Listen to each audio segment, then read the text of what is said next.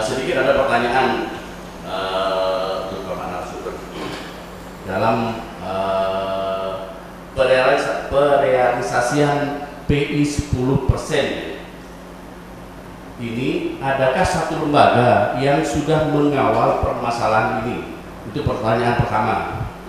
Pertanyaan kedua, adakah kemungkinan pihak perusahaan sudah terbayarkan namun terkebiri oleh pihak-pihak yang sengaja mengambil keuntungan dari hak-hak masyarakat? Pertanyaan ketiga, dengan keterlambatan perealisasian pembayaran PI 10% ini, adakah sinyal atau deal-dealan tertentu dengan pengambil kebijakan MOU saat itu? Terima kasih. Baik, saya jawab. Yang pertama tadi soal yang mengawal ya, mengawal proses. Betul. PI ini itu untuk PI, khusus untuk PI ini sudah ada sebenarnya BUMD yang dibentuk yang dengan Provinsi Jawa Timur dan pemerintah Kabupaten Bangkalan, dan ini yang melakukan proses karena memang dia nanti yang akan menjadi saluran dari turunnya PI. Sudah lama itu Pak terbentuknya? Ya hampir 2 tahun 3 tahun ini. Tetapi ini berproses ya 2 tahun. Sudah tahapan-tahapannya kalau yang saya dengar itu sudah mencapai 90%, dan kita optimis ini semoga ini nanti bisa terlaksana secepatnya. Jadi BUMD sendiri yang ditunjuk PT PJU Jatim itu, di Jatim itu adalah kerjasama pembentukan BUMD provinsi dan kabupaten yang khusus nangani ini Pak Talent. Ya. Dan itu sudah berproses, moga-moga segera. Tapi sekali lagi kan kita ini Pak, oleh sejarah oleh perjalanan waktu diajari urusan apa ya, ada ketidakseriusan, ada semacam bukan trik ya, ada semacam langkah-langkah yang akhirnya membuat ini tidak bisa cepat terlaksana. Terus yang kedua adalah pertanyaan kedua soal adakah kemungkinan pihak perusahaan sudah membayar artinya, ya, namun terkebiri oleh pihak-pihak yang sengaja mengambil keuntungan dari hak-hak rakyat tersebut? Ya, ini ya, sekalian ini dalam rangka menjelaskan. Jadi secara aturan itu ada kewajiban-kewajiban dari BP Migas ini, pengoperasian Migas ini, makanya itu ada istilah yang masuk ke daerah dana bagi hasil melalui rumus-rumus pembagian yang sudah ditentukan, masuk ke provinsi, terus provinsi dana bagi hasilnya. Tetapi PI ini lain.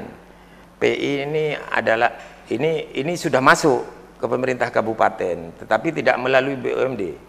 Dia melalui ke APBN, dari APBN masuk ke provinsi nanti ada dana bagi hasil dengan rumus tersendiri.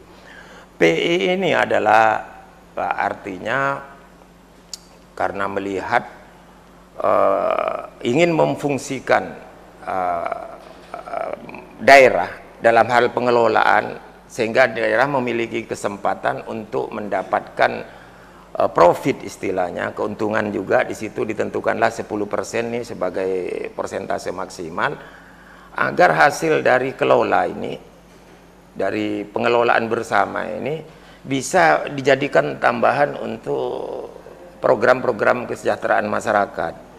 Dan ini sebenarnya niat suci pemerintah untuk memberi tambahan sumber anggaran daerah melalui PI ini.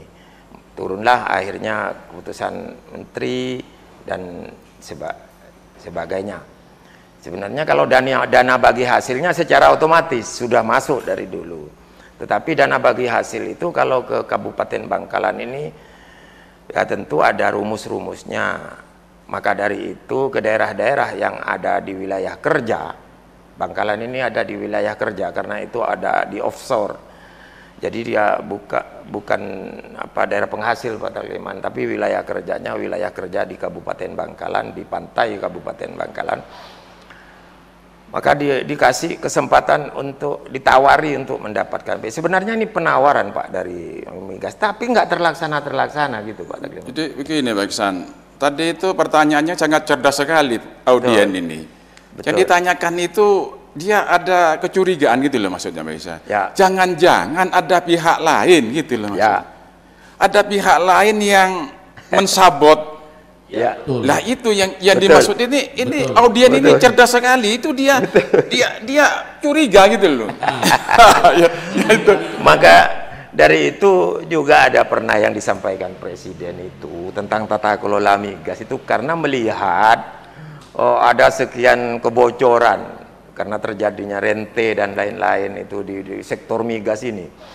Pernah juga ada bahasan soal itu oleh tokoh-tokoh pemerhati migas itu, ya seperti itu. Tetapi ini kan sekali lagi tidak bisa dibuktikan.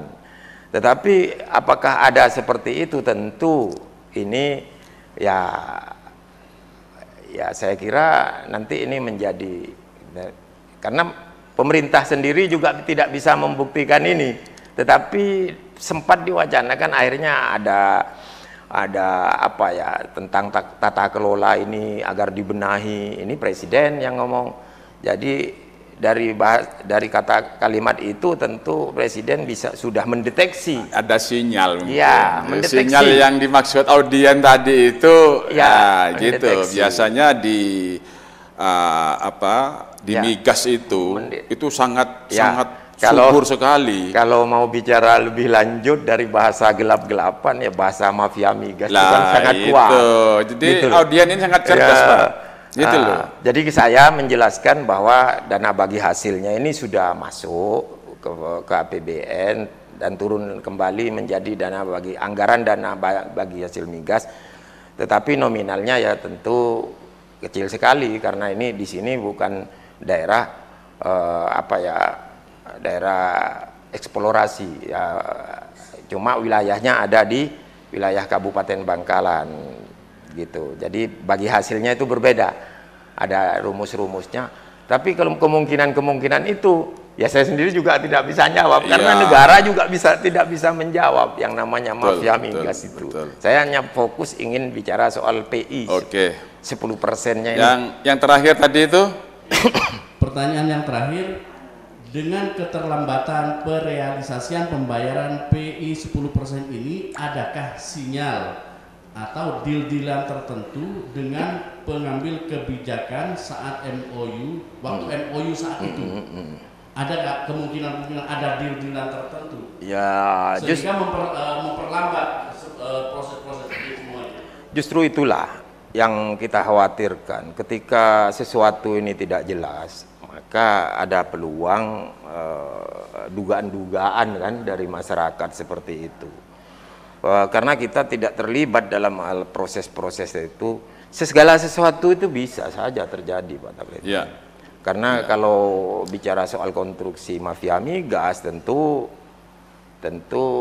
ya itulah. Tetapi ini yang saya dorong agar secepatnya ini bisa diwujudkan agar tidak timbul pendapat-pendapat seperti tadi yang berkembang Ya, pertanyaan-pertanyaan yang curiga-curiga itu. Apakah benar atau tidak? Ini kuncinya adalah segera laksanakan PI ini agar tidak kita berada dalam radius tuduhan dari masyarakat yang pada akhirnya akan berefek kemana-mana.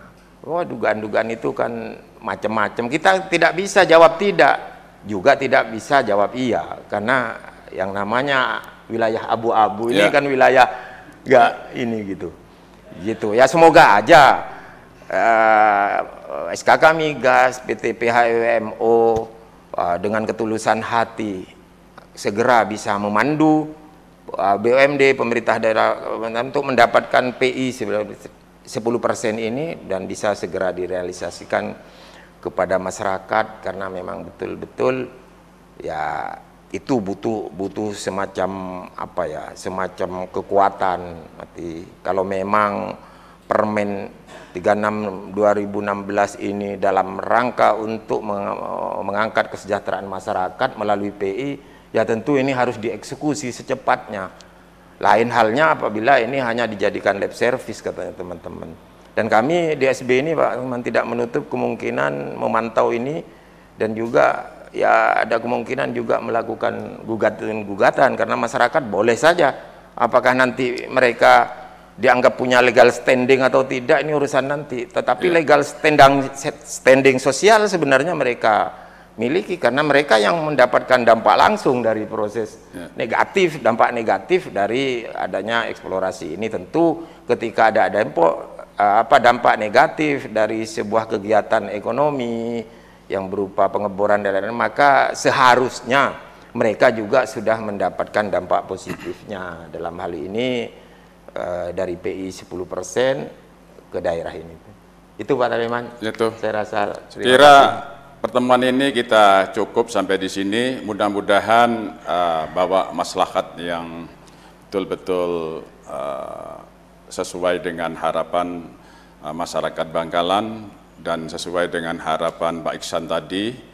Bagaimana PI 10% ini bisa terlaksana dan diusahakan bersama-sama. Dan diusahakan secara bersama-sama, khususnya para tokoh. Ya. Seperti mereka-mereka yang duduk di DPR, baik DPRD, DPR Provinsi maupun DPR RI. Ya. Dan juga tokoh-tokoh yang duduk di pemerintahan yang memegang peranan penting dalam pemerintahan ini, bisa mendengar masalah ini dan juga ikut serta prihatin terhadap ini. Saya kira cukup para pemirsa, mohon maaf bisa berjumpa di lain waktu. Saya tutup, terima kasih. Wassalamualaikum warahmatullahi wabarakatuh. Waalaikumsalam warahmatullahi wabarakatuh.